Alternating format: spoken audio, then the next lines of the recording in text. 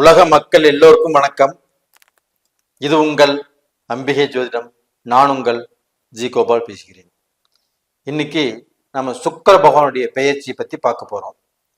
இந்த சுக்கிர பகவான் ஆப்பட்டது மிதுனத்திலிருந்து பெயர்ச்சியாகி கடகத்துக்கு வர்றாங்க. அப்ப அந்த சுக்கிர பகவானுடைய பெயர்ச்சி தனுசு ராசிக்காரங்களுக்கு எப்படி இருக்க போகிறது அப்படிங்கிறதா இந்த பலனில் நாம் பார்க்க போறோம். சுக்கிர பகவான் அப்படிங்கிறது ரொம்பவுமே முக்கியத்துவம் வாய்ந்தது. அதற்கு ஏன் ஜாதகத்துல முக்கியத்துவம் கொடுக்குறாங்கன்னா, ஒரு மனிதனாகப்பட்டது சந்தோஷமாக வாழணும், இது போக சுகபோக வாழ்க்கை வாழணும், நல்ல ஒரு கௌரவமாக அந்தஸ்தாக பெரிய மனுஷனா வாழணும் அப்படின்னா இந்த சுக்கிர பகவானுடைய அனுகிரகம் தேவை. அது போக கலஸ்திர காரகனும் சுக்கிர பகவான் தான். ஒருத்தருடைய வாழ்க்கையில திருமணம் நடக்கணும், அந்த திருமணத்துக்கு காரகனும் சுக்கிர பகவான் தான். வரக்கூடிய பெண்ணும் நல்லபடியாக குடும்பம் நடத்தணும் அப்படின்னாலும் சுக்கிர பகவான் தான் காரணம். அதனாலதான் சுக்கிர பகவானை மிக மிக முக்கியமாக கருதப்படுகிறது. அப்போ ஒரு மனுஷனாகப்பட்டது பெரிய ஹையஸ்ட் வாழ்க்கை வாழணும்னு நினைச்சாலும் நினைக்கலாம், நினைக்காமல் போனாலும் போகலாம். ஆனா எல்லாரும் சந்தோஷமாக வாழணும்னு நினைப்பாங்க இல்லையா? கண்டிப்பாக நினைப்பாங்க. அது சுக்கிர பகவான் கையில் தான் இருக்குது.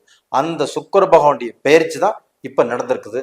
அதனால இந்த பதிவை ரொம்பவுமே இம்பார்ட்டன்ட் கொடுத்து பாருங்க, முழுசா பாருங்க, இதனுடைய பலனை முழுசா தெரிஞ்சுக்கோங்க. இது போக உங்களுடைய ராசிக்கு நம்ம நிறைய பதிவுகள் போட்டுட்டு இருக்கிறோம். அது நீங்க எல்லாருமே பார்த்துட்டு வந்துட்டு இருக்கிறீங்க. உங்க எல்லாத்துக்குமே இப்ப எல்லாரும் பதிவுகள் பார்த்துட்டு லைக் பண்ணி சப்ஸ்கிரைபும் பண்றீங்க. உங்க எல்லாத்துக்குமே என்னுடைய மனமார்ந்த நன்றிகள். நிறைய பேர் பார்த்துட்டு மறந்துட்டோ ஏதோ அசால்ட்டாவோ சப்ஸ்கிரைப் பண்ணாம போயிடுறீங்க. நீங்களும் சப்ஸ்கிரைப் பண்ணுங்க, எங்களுக்கு ஆதரவா இருக்கும்.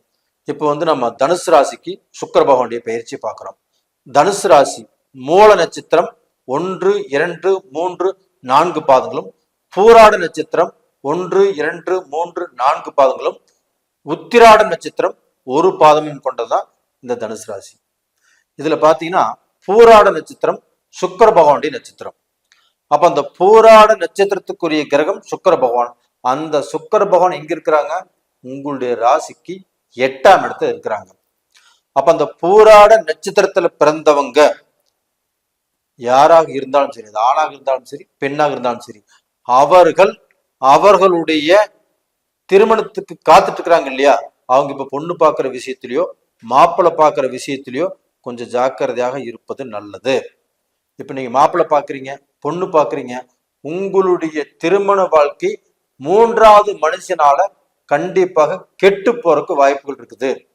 அப்ப உங்களுக்கு ஆகாதவங்க உங்களுடைய திருமணத்தை கண்டிப்பாக கெடுத்துருவாங்க.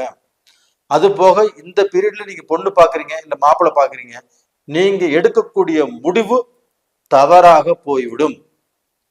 அப்ப டோட்டலா பாத்தீங்கன்னா இந்த பீரியட்ல நீங்க பொண்ணு பார்க்கறதோ மாப்பிள்ளை பார்க்கறதோ இந்த விசேஷத்தை கொஞ்சம் சாந்தமாக வையுங்க. அது போக ரிலேஷன்ஷிப்ல இருக்கிறவங்க நிறைய வருஷம் நாங்கள் காதலிச்சுட்டு இருக்கிறோம், இந்த டயத்தில் நாங்க சொல்லி ஏதாவது முடிவு தெரிஞ்சுக்கலாம் அப்படின்ட்டு ரொம்பவுமே ஒரு எதிர்பார்ப்போடு இருக்கிறீங்க வச்சுக்கோங்களேன். அதற்கு இந்த மாதம் சரியில்லை உங்களுக்கு. அப்ப இந்த மாதத்துல நீங்க பேசினாலும் அந்த பேச்சை எடுத்தாலும் உங்களுக்கு வம்பு வழக்கு எதிர்ப்புகள் அதிகமாக உருவாகும். அதனால இந்த மாதத்துல அந்த பேச்சு எடுக்காதீங்க. அப்ப டோட்டலா பாத்தீங்கன்னா பூராட நட்சத்திரத்துல பிறந்தவங்களுக்கு குடும்ப வாழ்க்கையிலும் கண்டிப்பாக சிக்கல், பிரச்சனை, வேதனைகள், அடுத்தவங்கனால பிரச்சனை, அடுத்தவங்கனால சில சோதனைகள் வரக்கூடிய காலகட்டங்கள் உருவாகும். இது போக நாம ஒருத்தர் தப்பா கூட நினைச்சிடலாம். தன்னுடைய மனைவியே இருக்கிறாங்க, அவங்க தப்பான வழியில போறாங்களா அப்படின்னு நினைக்கக்கூடிய காலகட்டம் இதுவாக இருக்கலாம். இப்ப மனைவி கணவனை கூட இவங்க தப்பான வழியில போயிட்டு இருக்கிறாரு, அந்த பொண்ணு கூட பேசுறாரு, இது தப்பா இருக்குமோ அப்படின்னு நினைக்கக்கூடிய காலகட்டமாக இருக்கலாம். அதனால தயவு செய்து இந்த பீரியட்ல எந்த முடிவையும் கண்டிப்பாக பண்ண வேண்டாம். அடுத்ததா பாத்தீங்கன்னா மூல நட்சத்திரம். அப்ப அந்த மூல நட்சத்திரம்ங்கிறது கேதுவுடைய நட்சத்திரம். அந்த நட்சத்திரம் எங்க இருக்குது? உங்களுடைய ராசிக்கு 10ஆம் இடத்துல இருக்குது. அந்த 10ஆம் இடத்துல கேது பகவான் இருப்பது உங்களுடைய தொழிலை கெடுக்கும். நீங்க எடுக்கக்கூடிய முடிவுகள்ல குழப்பத்தை உருவாக்கும். அப்ப எந்த முடிவையும் திருப்தியாக எடுக்க முடியாது. அப்போ டோட்டலா பாத்தீங்கன்னா இந்த மூல நட்சத்திரத்துல பிறந்தவங்க வந்து ரொம்ப கெட்டிக்காரரா இருப்பாங்க. அது போக அவங்க நினைச்ச அந்த காரியத்தை சாதிச்சே ஆகணும், அந்த லட்சியத்துல ரொம்ப ஸ்ட்ராங்கா இருப்பாங்க. அதே சமயத்துல யாருக்கும் எந்த கெடுதலும் பண்ண மாட்டாங்க, இவங்கனால யாருக்கும் எந்த கெடுதலும் வராது. அப்படிப்பட்டவர்கள் அந்த ஸ்ட்ராங்கா இருக்கக்கூடிய காலகட்டத்துல அந்த கேது பகவான் 10ஆம் இடத்துல இருந்து உங்களுக்கு சோதனை கொடுத்துச்சு. ஆனா அந்த கேது பகவானை இப்ப அந்த குரு பகவான் ஆப்பட்டது 5ஆம் பார்வையாக அந்த கேது பகவானை பார்த்துடுறாங்க. அப்ப அந்த கேது அங்கு இருந்து தோஷத்தை செய்து கொண்டு இருந்தாலும் அந்த குரு பார்த்ததால் புனிதத்தன்மை அடைகிறது. அப்ப அந்த குருவுடைய பார்வை பட்டு அந்த கேது பகவான் சுபராக மாறுகிறார். அப்ப டோட்டலா பாத்தீங்கன்னா மூல நட்சத்திரத்துல பிறந்தவங்களுக்கு அந்த கேது பகவானால நல்லது நடக்கக்கூடிய காலகட்டம் உங்களுக்கு வந்தாச்சு. அதே சமயத்துல உங்க ஜென்ம ஜாதகத்திலையும் கேது எங்க இருக்குன்னு பாத்துக்கோங்க, அது நல்ல விஷயம். இது போக பாத்தீங்கன்னா உத்திராட நட்சத்திரம் யார் நட்சத்திரம்? சூரிய பகவானுடைய நட்சத்திரம். அப்ப அந்த சூரியனாப்பட்டது உங்களுக்கு 9ஆம் இடத்து ஆதிபத்தியத்தை பெறக்கூடிய அந்த சூரிய பகவான் இப்ப எங்க இருக்கிறாரு? 8ஆம் இடத்துல இருக்கிறாரு.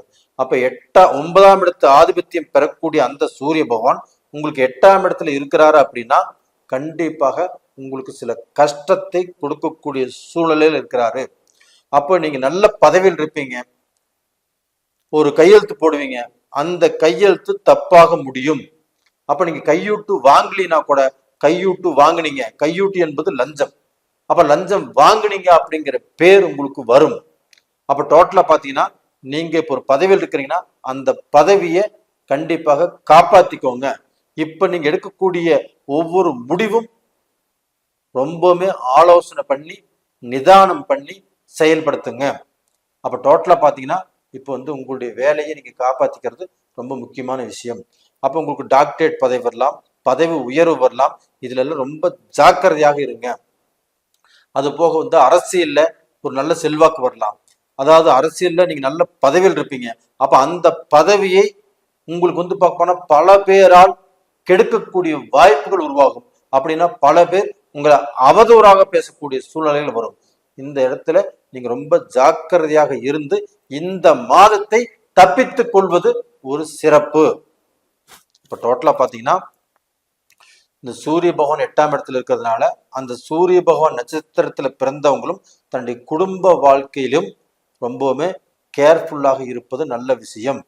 அப்ப டோட்டலா பாத்தீங்கன்னா நீங்க போகக்கூடிய பாதை சரியில்லை, நீங்க பேசக்கூடிய பேச்சு சரியில்லை, நீங்க ஒரு இடத்துல தப்பா பேசுறீங்க இப்படின்னு உங்க மனைவி உங்களை பத்தி சந்தேகப்படலாம், இல்ல உங்க மனைவியை நீங்க சந்தேகப்படலாம். இந்த மாதிரி சூழ்நிலைகளும் இந்த காலகட்டத்துல கண்டிப்பாக வரும். அதனால டோட்டலா நீங்க இந்த பீரியட்ல கொஞ்சம் சாந்தமாக இருந்து எந்த முடிவையும் எடுக்காமல் கண்டிப்பாக பொறுப்பா இருக்கிறது நல்லது. அது போக உங்களுக்கு யாராவது குருமார்கள் இருந்தாங்கன்னா அவங்க கிட்ட கேட்டு எதுவாக இருந்தாலும் செய்யுங்க. அப்ப டோட்டலா பாத்தீங்கன்னா தனுசு ராசிக்கு 8ஆம் இடத்துல அந்த சுக்கிர பகவான் இருக்கிறது உங்களுக்கு வந்து சுபகாரியங்களை செய்வதற்கு விடாது. அப்ப சுபகாரியங்கள் பேச போனாலும் அங்கே சில பிரச்சனைகள் கண்டிப்பாக வரும். அது போக அந்த சுபகாரியத்தை நீங்க பேசினாலும் அந்த சுபகாரியங்கள் யாராவது ஒருத்தர்னால தடைபடும். அதனால இந்த பீரியட்ல சுபகாரிய பேச்சுக்கள் எந்த பேச்சும் பேச வேண்டாம். இப்ப நிலம் வாங்குறதோ, பூமி வாங்குறதோ, ஒரு கார் வாங்குறதோ, ஒரு வண்டி வாகனம் வாங்குறதோ, இது எல்லாமே உங்களுக்கு சரியில்லை. அப்ப டோட்டலா பாத்தீங்கன்னா நீங்க வெளிநாடு போறீங்க, இல்ல வெளிநாடு படிக்க போறீங்க, இல்ல வந்து ஒரு எஜுகேஷன் சம்பந்தப்பட்ட ஒரு முயற்சி எடுக்கிறீங்கன்னா அதுவுமே உங்களுக்கு வந்து 10ஆம் இடத்து கிரகம் 8ஆம் இடத்து கிரகம் இன்னைக்கு வந்து 7ஆம் இடத்து கிரகம் 8ஆம் இடத்துல இருக்கிறதுனால கண்டிப்பாக சரியில்லை. கொஞ்சம் பார்த்து நிதானமாக செயல்படுவது இந்த காலகட்டத்துல ரொம்ப முக்கியம். அப்ப இல்லத்தரசிகளும் தன்னுடைய குடும்பத்துல ஒரு பிரச்சனைகள் வராத அளவுக்கு, ஒரு பிரச்சனைகள் அதிகமாகாத அளவுக்கு, ஒரு ஆர்கியூ இல்லாத அளவுக்கு, ஆர்கியூ வந்தாலுமே உங்களுடைய நேர காலத்தை தெரிஞ்சு நீங்க பேசாமல் இருப்பது நல்ல விஷயம். அது போக சீனியர் சிட்டிசன்ஸ் ஆகப்பட்டது, அவங்க கையில காசு இருக்குது, இல்ல வந்து ஒரு ரிட்டையர்ட் ஆயிட்டாங்க, ஏதாவது பண்ணலாம் அப்படின்னு இப்ப நினைச்சாலும், ஒரு பார்ட்னர் கூட சேர்ந்து செய்யலாம் நினைச்சாலும் கண்டிப்பாக இந்த பீரியட்ல செய்யாமல் இருப்பது நல்ல விஷயம். அப்ப டோட்டலா நீங்க இப்ப இருக்கிற வாக்குலயே அப்படியே அமைதியாக இருந்துட்டா உங்ககிட்ட இருக்கக்கூடிய காசு சேஃப்டி. அப்ப டோட்டலா பாத்தீங்கன்னா இந்த பதிவு உங்களுக்கு ரொம்ப பிடிச்சிருக்குன்னு நினைக்கிறேன். பிடிச்சிருந்தா லைக் பண்ணுங்க, சப்ஸ்கிரைப் பண்ணுங்க. உங்களுடைய நண்பர்களுக்கும் உறவினர்களுக்கும் ஷேர் பண்ணுங்க. உங்களுடைய ஜென்ம ஜாதகத்தில் உங்களுடைய எதிர்காலத்தை நிர்ணயிப்பது இப்ப நடந்துட்டு இருக்கிற தசாபுத்திகள் தான்.